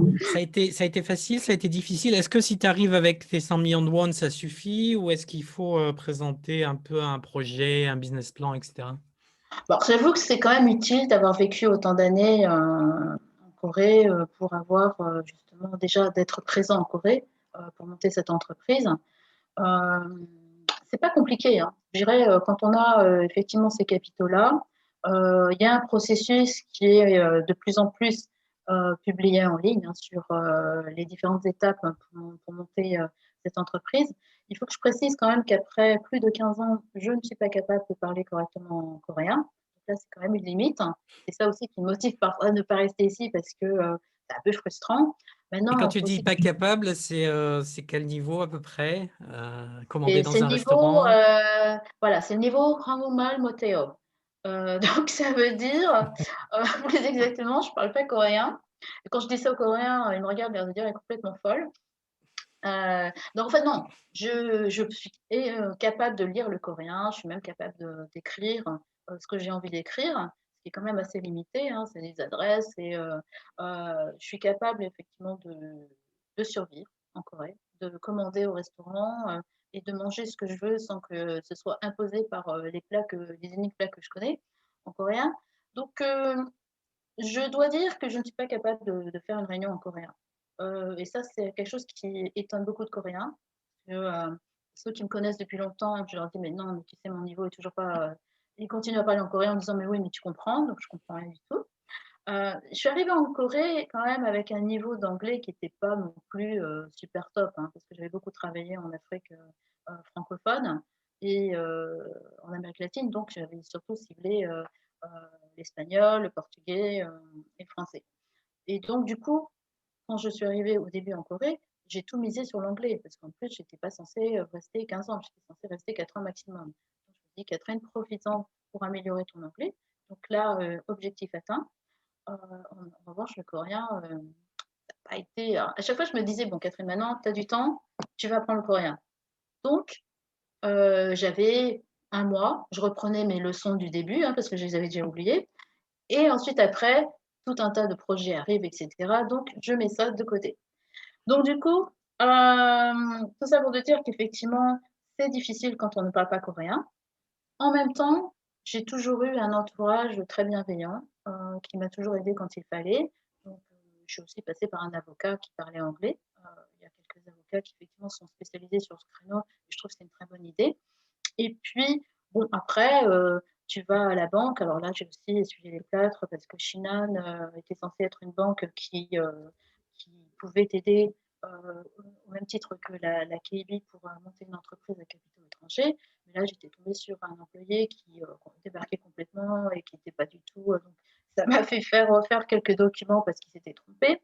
Hem Et sur la et partie puis légale, excuse-moi, sur la partie légale, donc tu es arrivé à trouver un avocat pas trop cher qui parle anglais, qui t'a aidé sur la partie juridique, c'est ça? Oui, oui, tout à fait. Donc, j'ai beaucoup apprécié ses conseils parce qu'en fait, il va aussi t'expliquer quel type de structure va le mieux correspondre, à tes activités et il m'a conseillé effectivement une structure qui était pas tellement, populaire à l'époque, mais qui s'est révélée être assez, flexible et en tout cas totalement adaptée. Donc il m'a, conseillé effectivement c'est lui qui s'est, chargé effectivement d'enregistrer Et tu Millennium te souviens à peu près Destination. combien ça coûte, ce genre de prestation? Écoute, je dirais, dans mes souvenirs, c'était à peu près, allez, 2 000 000. Alors je ne sais pas si les 2 000 000 comprenaient effectivement les frais d'enregistrement et cetera, mais c'est à peu près, voilà, 2 millions de won, Dans les 2 millions de c'est won et ça, tu l'avais ouais, trouvé comment? ouais. Je l'ai trouvé très bien, très à l'écoute, Pardon, très je me suis mal exprimé. Je voulais dire comment est-ce que tu avais fait pour le trouver cet avocat? Ah oui, alors je l'ai trouvé, ben, tu sais, le bouche à oreille, en fait. L'un de mes amis avait aussi monté une structure. D'accord. Je suis en train de repenser à la question. Parce que même en français, voilà, il peut y avoir des malentendus. Carrément, Euh, carrément, celui-là est classique. donc, donc, du coup, mon ami m'a dit, bah, écoute, tu devrais travailler avec lui parce qu'effectivement, il parle anglais. Donc, je suis allée le rencontrer. Donc, je l'ai rencontré, effectivement, comme beaucoup d'avocats, il fait une première session gratuite. Et puis ensuite, après, il te fait un devis. Et puis, si tu veux passer par lui, bon, je veux dire qu'honnêtement, je ne suis pas allée chercher beaucoup ailleurs. Hein. Donc, euh, Oui, mais c'est bien d'avoir quelqu'un qui est voilà, recommandé aussi. C'est bien de. C'est vrai que c'est comme tu disais, tu étais là depuis longtemps, donc tu avais un réseau de relations qui fait qu'on t'a recommandé quelqu'un. Donc lui, en plus, il vient de exactement. la part de quelqu'un aussi, donc il va pas t'assommer non plus ou t'arnaquer. Donc c'est intéressant. Ouais. Non, non, D'accord. exactement. Et puis, bon, ensuite, après, il a fallu trouver une comptable aussi, enfin, un comptable. En l'occurrence, c'est une comptable qui parle anglais. Donc, je suis très contente de ma comptable aussi. Pareil, tes relations t'ont aidé à Ouais. trouver le comptable? Pareil, mais en fait, c'est une comptable qui est très. Alors, j'ai aussi fait des recherches hein, sur Internet. C'est une comptable qui est très populaire auprès de la communauté étrangère, justement, parce qu'elle applique des tarifs qui sont raisonnables. Elle est très réactive et elle fait beaucoup, justement, euh, de promotion. Donc, elle est assez exposée, en fait. Hein. Oui, parce que comment tu as fait des recherches sur Internet? C'est-à-dire, tu es allé sur quel site? Tu as cherché quoi? Moi, je suis allée je suis demandé à mon ami Google, qui me saoule, mais qui quand même peut être très utile. Voilà, donc j'ai fait Google, je suis allée effectivement sur Facebook. Moi, j'avoue que je suis ravie, moi, d'être dans cette époque où il y a les réseaux sociaux. Euh, Pareil, quand mon mari me dit, mais écoute, t'es trop sur Internet. Je lui dis, mais j'adore moi, les réseaux sociaux, j'adore le réseautage, le networking, donc je suis très à l'aise dedans. Et puis, c'est vrai qu'il y a un côté aussi divertissant qui est pas bon, peut-être trop important parfois. Donc, j'essaie aussi de limiter ma présence sur les réseaux. Oui. Mais quand on fait du social listening de façon amateur, hein, comme c'est mon cas, moi j'aime bien écouter justement ce que disent les gens, ce qui se passe, les dernières tendances. Et donc voilà, il y a des sites effectivement euh, qui sont sur Facebook hein, pour l'aide aux entrepreneurs. Et il y a également le Cercle des entrepreneurs francophones en Corée, euh, qui a été créé depuis, je ne sais plus, enfin je crois que c'était en 2006, hein, si mes souvenirs sont justes, hein, et qui a joué un rôle très important effectivement dans le partage d'informations euh, et l'aide à la création d'entreprises en Corée. Donc j'ai fait partie de cette association, hein, c'est une association très tôt. Et j'ai également été présidente de cette association en 2 ans. D'accord. De Donc oui, 2018 le cercle des entrepreneurs francophones en Corée, c'est ça. Donc tu as été CES. présidente à un moment et donc vous vous entraidez entre entrepreneurs, vous vous échangez les bonnes adresses Voilà. et les bonnes Mais pratiques. voilà. Mais je pense aussi qu'il faut avoir des capacités de débrouillardise euh, Oui, assez élevées. Hein. Je dirais, euh, c'est parfois le problème de certaines personnes qui attendent que tout leur tombe tout cuit, qu'on fasse le travail à leur place. Je pense que quand on a un projet d'entreprise, il faut aussi se bouger. Hein. Il faut aussi bah, relever ses manches et se dire qu'il va y avoir du travail à faire. Euh, Être entrepreneur, c'est être un petit peu homme orchestre. Hein. C'est même pas chef d'orchestre, là, c'est vraiment homme orchestre. C'est savoir faire de la compta, des ressources humaines, du marketing, de la production, du commercial, tout. Quoi. Son site internet. oui, Donc, oui. Oui, et tout à j'aime ce fait. côté-là. D'accord. Donc là, la boucle est bouclée. On arrive effectivement à l'entreprise que tu gères actuellement, c'est ça. Qu'est-il arrivé à Wine and Women in Korea? Alors, One and One coréen, il est arrivé à un moment où fallait quand même arrêter de boire du vin. Non, je rigole. Au contraire, il paraît que c'est de plus en plus en vogue ici, le vin. Non, oui, c'est de plus en plus en vogue, mais en fait, je faisais beaucoup trop de choses hein, parce que j'avais déjà mes activités professionnelles, plus aussi des activités sociales. Je pouvais plus gérer. Je voyageais aussi Oui, beaucoup à oui. l'étranger, donc j'ai effectivement transmis Wine and Women Korea à une amie coréenne qui, très honnêtement, a été très active au début, mais ensuite après, elle laissé tomber parce qu'elle-même avait aussi D'accord. beaucoup d'activités. Il y avait aussi beaucoup d'expats qui sont partis. Donc, je dirais que l'élan est un petit peu retombé, d'autant plus qu'on avait un partenariat privilégié avec un distributeur de vin qui est également parti. Donc après, c'était parce que c'était quand même beaucoup de travail pour organiser les événements, pour assurer l'endroit, pour assurer effectivement le sponsoring de vin, etc.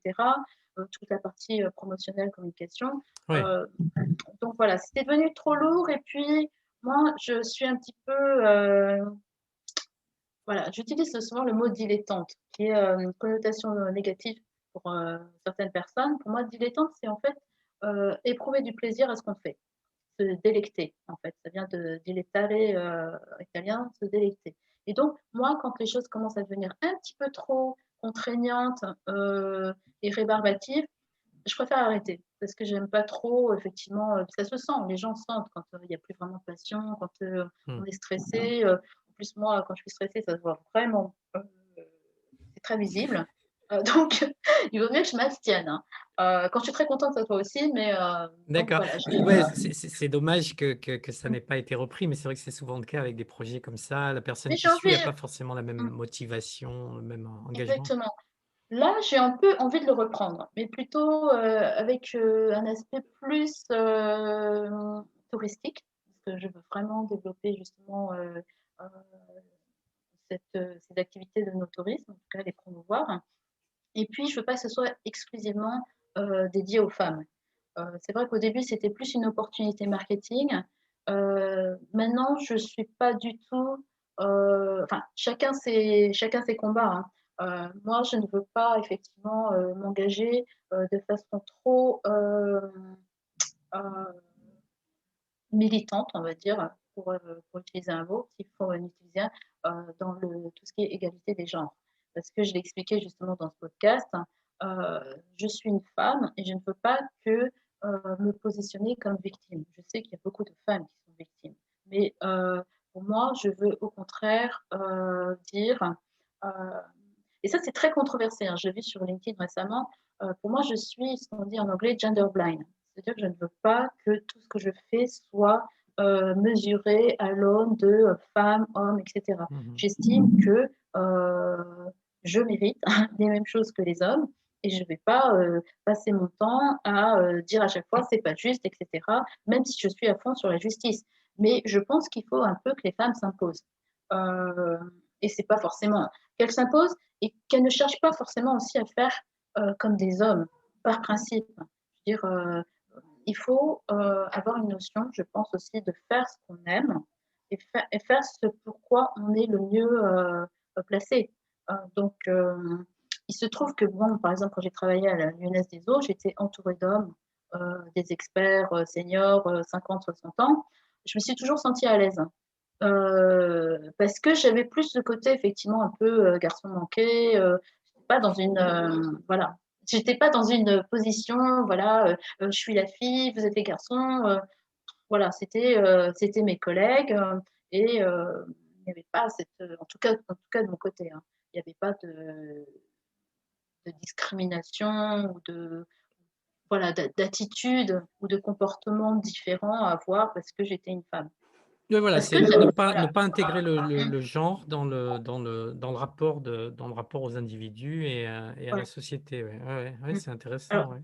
alors, bien sûr, je suis une femme, hein, je vais pas, je vais pas le changer, hein, mais en même temps, voilà, ce côté homme-femme, pour moi, ne doit pas être une source justement de passer son temps à voir. Alors, je ne suis pas naïve, hein, je sais très bien que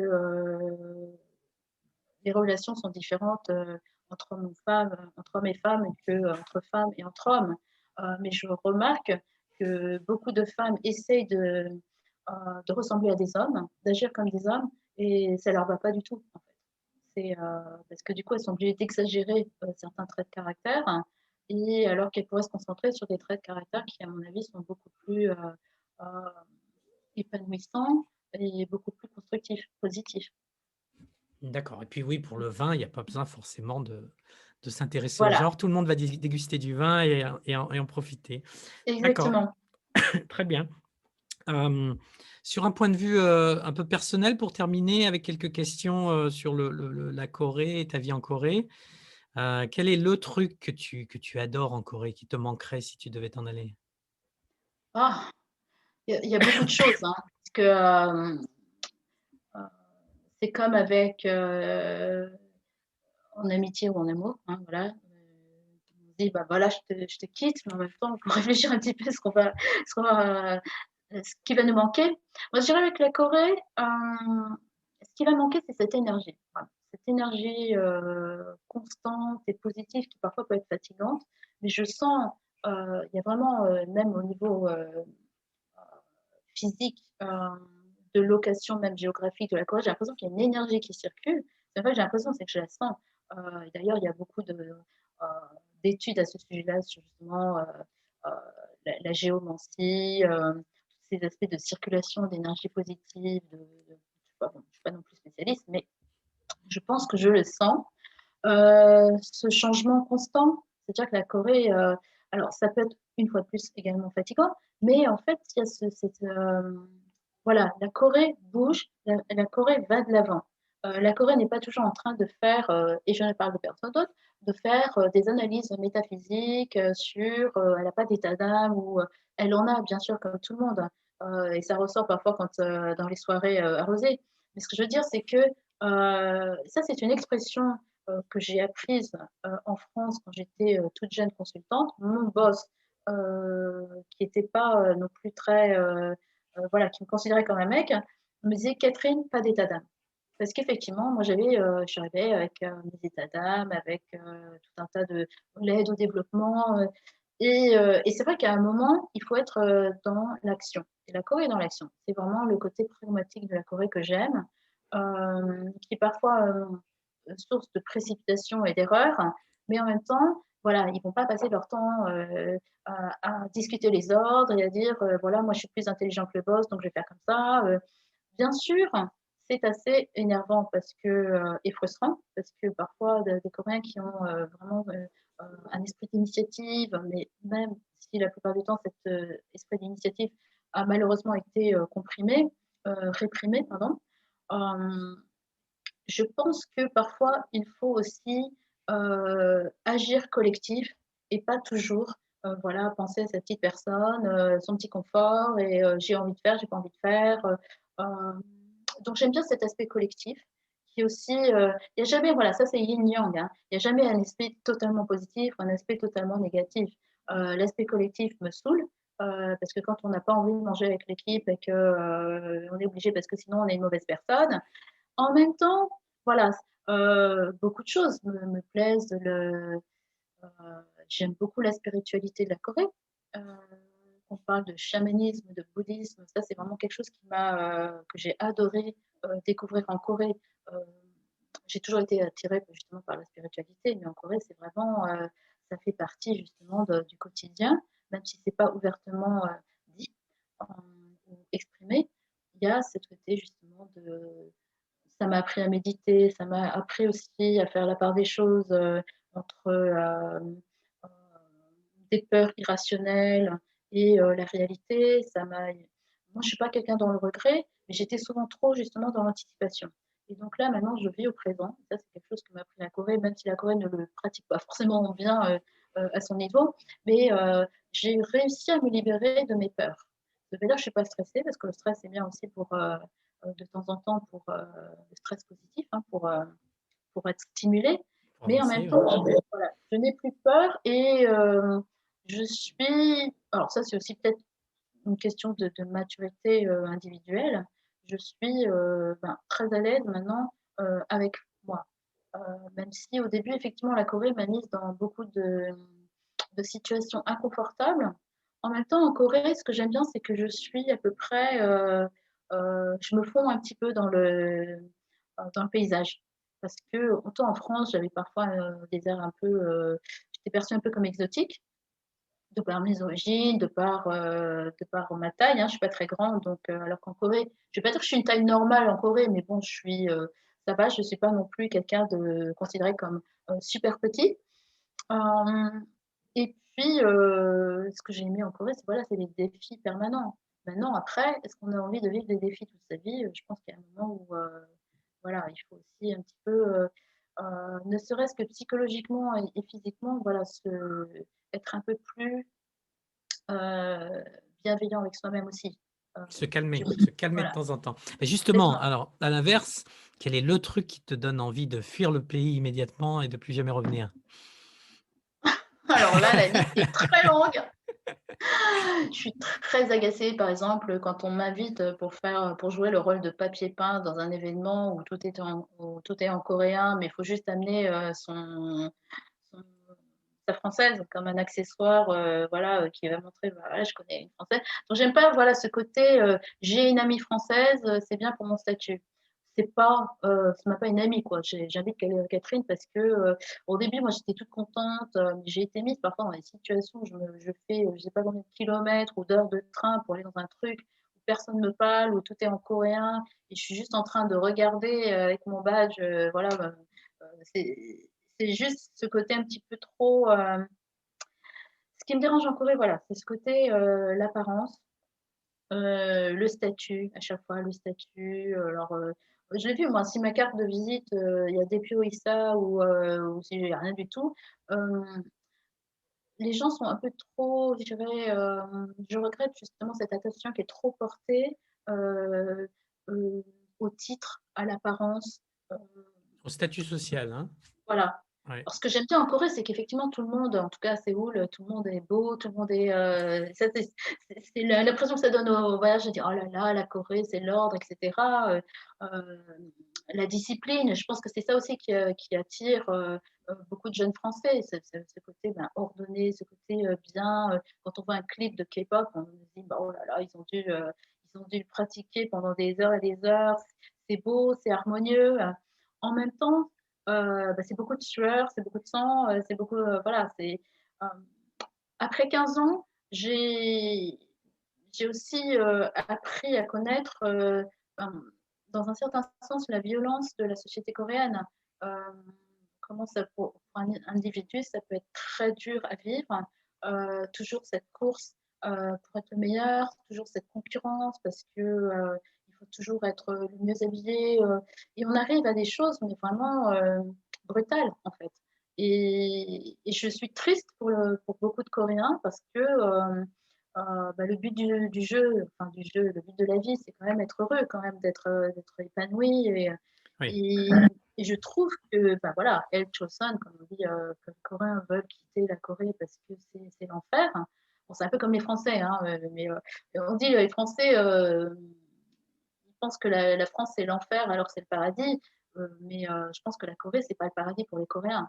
Moi, vécu une vie assez, je l'avoue, hein, privilégiée, en dépit de tous les problèmes que j'ai pu vivre au quotidien, des petites ou de grandes humiliations, ou frustrations. Mais, hem, je pense que pour les Coréens, c'est très dur. C'est très dur et la grosse question, c'est pourquoi? Heu, voilà, c'est quoi l'objectif de tout ça? Est-ce que c'est pour être la première re puissance économique du monde? Et après, qu'est-ce qu'on fait de tout ça? Quand on voit que il y a de moins en moins de mariages, il y a de moins en moins d'enfants, il y a de plus en plus de suicides.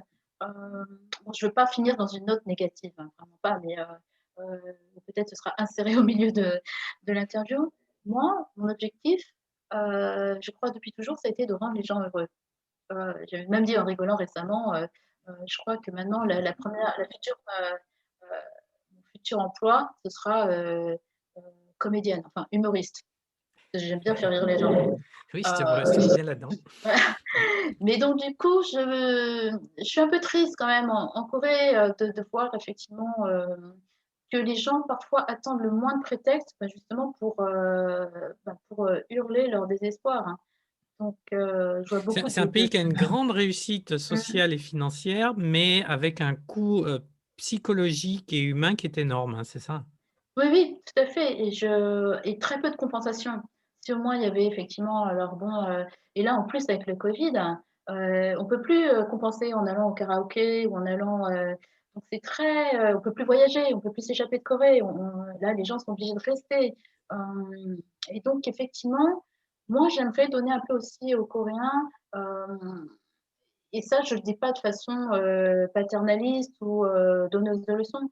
J'aimerais leur donner un petit peu des outils pour être plus heureux, en fait, pour justement faire un peu la part des choses, pour être un petit peu dans justement carpe diem, et de se dire c'est pas grave si j'ai pas un super emploi à Samsung, c'est pas grave même si je travaille pas. Bien sûr, c'est grave, hein, bien sûr qu'il y a des aspects financiers, etc. Mais ce que je veux dire, c'est que il Les faut amener à aussi, voilà, voilà, relativiser. Il faut relativiser en exactement, fait sur sa situation.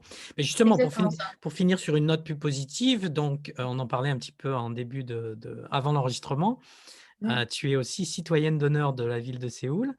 Donc, comment est-ce qu'on devient citoyen d'honneur de la ville de Séoul? Eh bien, on est un citoyen exemplaire.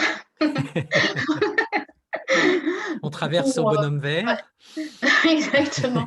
Non, en fait, je veux dire, c'est pas, je suis vraiment très, très fière et ravie d'avoir été nommée citoyenne d'honneur, surtout dans un contexte un peu difficile, hein, de Covid Ça s'est où fait là, j'ai pas. récemment? Pardon, ça s'est fait récemment? C'était l'année dernière, en fait. L'année Mais dernière, d'accord. Mhm. voilà. Donc, normalement, il aurait dû avoir une cérémonie où le maire m'aurait remis la médaille, Des etc. Et embrassades, bon, etc., oui, qui n'ont pas eu donc lieu. voilà, le problème, c'est qu'il n'y avait plus de maire et que de toute façon, il n'y avait plus de cérémonie. Donc, j'ai quand même eu droit à une photo, hein, sur la place en insistant un petit peu. Et une Une médaille, photo avec. j'imagine. Oui, alors j'ai une médaille, j'ai un certificat, j'ai une carte qui me permet d'accéder au musée de Séoul. Donc, je ne sais pas si on a beaucoup en fait, hein. Gratuitement. Gratuitement. J'ai déjà essayé, mais on m'a dit non, non, ça ne marche pas. Mais je dirais en fait, voilà, je suis très contente parce que pour moi, c'est vraiment effectivement, je ne vais pas appeler ça une consécration, hein, parce que ce n'est pas non plus un prix Nobel, hein, mais ça fonctionne un peu comme un prix Nobel. C'est-à-dire qu'en fait, je suis nommée. Donc, il suffit qu'il y ait effectivement une institution qui présente un dossier et qui ait 30 signatures de personnes qui justement approuvent ou soutiennent cette nomination. Ensuite, la ville de Séoul reçoit tous ces dossiers, les évalue et ensuite après prend sa décision, oui, non. Alors moi, je pensais que c'était donné à tout le monde, à condition qu'il y ait un dossier. Bah non, en fait, j'ai une amie, j'étais un peu déçue parce que, alors déjà, j'ai reçu la confirmation dans mes spams. Donc, je dis à mon ami, bah, écoute, tu as reçu ta confirmation, va voir tes spams. Il me dit, non, non, j'ai rien reçu. Et là, en fait, j'ai réalisé qu'effectivement, ce n'était pas donné à tout le monde, forcément. Donc, Parce que qui t'a nommé, toi? Est-ce que tu sais qui t'a nommé? alors moi, c'est l'ambassade de France qui m'a nommée, donc, D'accord. qui a soutenu ma candidature. D'ailleurs, je les remercie. Et effectivement, cette candidature a été suscitée aussi par un ami, Benjamin Joanneau, qui a également été nommé, lui, en 2019. Hein, donc, j'ai participé à la cérémonie. Et durant la cérémonie, il était également avec un autre ami, Pierre Horry, qui avait été également nommé citoyen d'honneur. Et tous les deux m'ont dit, Catherine, l'année prochaine, ce sera toi. Je dis non, non, non, non. Et en fait, si. Donc, en Donc, fait, chaque année, j'imagine, chaque année, l'ambassade doit soumettre quelques personnes oui. qu'elle a identifiées. Mm. Donc, ça a été C'est pas toi, mais systématique, hein. Je ne sais pas si c'est chaque année, mais en tout cas, l'ambassade le ouais, fait régulièrement. Voilà. voilà, régulièrement. Mais par contre, il faut quand même qu'il y ait une trentaine de personnes qui disent oui, je pense que c'est un bon choix Voilà. pour Alors, je que ne les connais tu. pas. Parce que là, tu sais Enfin, pas, oui, effectivement. voilà. Et tu reçois par email alors. Alors, je le reçois par email. Et puis ensuite, après, il y a tout un tas d'emails qu'on va t'envoyer pour formaliser tout ça. Voilà, ça a été un peu spécial, donc je ne peux pas dire que c'est ce qui se passe généralement. Mais moi, effectivement, la ville de Séoul est venue m'interviewer au Seoul Global Startup Center. Et puis, parce qu'ils voulaient faire une petite vidéo. Ensuite, après, effectivement, on a eu les remises des médailles. Et puis, quoi d'autre? Des petits cadeaux très sympas. Un masque de citoyen d'honneur que je mets de temps en temps, mais bon, c'est juste pour le fun. Hein. C'est un masque Covid ou c'est un masque. Oui, oui, c'est un masque Covid où il y a marqué citoyen d'honneur. Ah oui, donc c'est vraiment dans le Honorary contexte citizen. actuel. D'accord. Est-ce Ouais, qu'il y a ouais. des avantages justement? Est-ce qu'il y a des perks d'être citoyen d'honneur, à part les entrées dans certains musées gratuits? Je dois dire que c'est à toi de créer les avantages. C'est à toi de le, c'est à toi de le placer de façon stratégique dans la conversation ou dans tes réseaux sociaux. Moi, je suis pas tellement à l'aise je suis pas dans le bragging, donc effectivement, je l'utilise pas tellement. Mais Est-ce que tu effectivement, ça portes la peut effectivement. médaille? Tu portes la médaille dans les réceptions, dans les cocktails de l'ambassadeur ou pas? Absolument pas, mais je pense que c'est une bonne idée. Est-ce que Je vais pour le l'essayer la visa, prochaine fois. est-ce que pour le visa et le séjour en Corée, ça peut aider ou pas? Alors là, c'est une bonne question. Je vais tester. Je vais tester en septembre, parce que là, effectivement, il faut quand même expliquer que le visa que j'ai, comme la plupart des visas, en tout cas le visa d'entrepreneur, n'est renouvelé que sous certaines conditions. C'est-à-dire, il ne suffit pas de mettre 100 millions pour investir. À chaque fois, on te donne ton visa pour une durée on va dire de 6 à 3 ans. Ça dépend de tes activités, ça dépend de ton business model, etc. Moi, je crois que je ne les ai pas convaincus parce que j'ai eu que 6 mois au début. Bon, ensuite, après, ils ont vu mes revenus, donc j'ai eu 1 an. Là, en revanche, la dernière fois que je suis allée à l'immigration, ils m'ont dit: «Catherine», enfin, ils m'ont même pas dit Catherine, ils m'ont dit: «Là, en fait, on ne peut pas vous le renouveler 1 an, ça va être 6 mois». J'ai dit: «Non, non, non, s'il vous plaît», à l'époque, j'étais pas encore citoyen. Et ils m'ont dit: «Non, non, non, cette fois-ci, on vous met 1 an, mais l'année prochaine, ce sera que 6 mois». Et pour des questions de revenus. Parce qu'effectivement, en 2020, et même, voilà, mes revenus ne sont pas suffisants euh, pour justifier un renouvellement de 1 an, ou pour justifier un renouvellement tout court. Donc moi, en fait, ça ne me dérange pas, parce que j'ai déjà des plans B, C, D, E, F. Donc, si je ne reste pas en Corée, je trouverai une autre destination. Bon, l'avantage, c'est que Millennium Destination ou Eros, je peux embarquer ça dans mes valises. Parce qu'en fait, ma clientèle n'est pas exclusivement coréenne, voire pas du tout. C'est ça aussi qui est un peu. Oui, ton business pourrait être exercé un peu n'importe où, oui, effectivement. Oui, Voilà. tout à fait. Donc, je dirais, D'accord. on va voir. Je vais utiliser ma petite carte. Je vais venir avec ma médaille. Oui, la prochaine fois que tu vas à l'immigration, ce sera avec la médaille bien en avant, comme ça, en disant: Exactement. «Est-ce que je pourrais avoir 2 ans, s'il vous plaît?» Écoute, déjà, si D'accord. je peux les faire rire, ce sera déjà ça. Oui, c'est vrai, oui, c'est vrai. D'accord, très bien. Eh ben, merci beaucoup pour cet échange, pour Merci à toi, toutes Marc. ces infos. C'était très intéressant. Un parcours, oui, assez riche, hein. Mais écoute, je ne sais pas ce que ça va devenir plus tard. Mais en tout cas, j'avoue que ces 15 ans en Corée, ça a été vraiment, voilà, pour répondre une fois de plus à ta question, qu'est-ce que j'aime en Corée? C'est que je me suis jamais ennuyée. Heu, Mmh. Là, j'avoue que l'ennui, c'est peut-être, ce qui me fait le plus peur, si je devais avoir peur de quelque chose. Donc voilà, c'est un pays qui m'a donné vraiment, l'occasion de m'épanouir, hein, vraiment, et de créer mes propres projets aussi, qui m'a fait confiance. Donc voilà, merci la Corée et merci Bart. Merci la Corée. Bah, merci à toi et puis à très bientôt. À très bientôt.